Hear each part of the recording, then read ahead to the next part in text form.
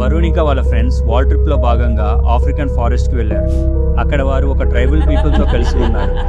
వారి ఆచారాలు అన్నీ వరుణ్కి చాలా ఆశ్చర్యాన్ని కలిగించాయి. ఎవరైతే వేటకు వెళ్ళి మాంసాన్ని చేస్తారో వారిని అందరూ దేవుళ్లాగా పూజలు చేస్తారు. అయితే వరుణ్ ఇంకా వాళ్ళ ఫ్రెండ్స్ కూడా వేటకు వెళ్ళాలి అని వాళ్ళందరూ కలిసి వెళ్ళారు.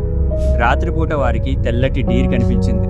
వెంటనే వరుణ్ వాళ్ళు ఆ డీర్ని చంపారు. కానీ ఆ డీర్ బూడిదలా మారిపోయింది. అది చూసి అందరూ ఆశ్చర్యపోయారు. ఈ సంగతి ఆ ట్రైబల్ వాళ్ళకి చెప్పగా వారు చాలా భయపడిపోయి వరుణ్ ఇంకా వాళ్ళ ఫ్రెండ్స్ని ఒక ముగ్గులో కూర్చోబెట్టి ఇక్కడ నుంచి తెల్లారే వరకు కదలకూడదు అని చెప్పి అక్కడ నుంచి అందరూ వెళ్ళిపోయారు. వరుణ్ తప్పించి మిగతా ఫ్రెండ్స్ అందరూ ఆ మాటలు నమ్మకుండా ఆ ముగ్గులో నుంచి బయటికి రాగానే అందరూ గుండె పగిలి చనిపోయారు.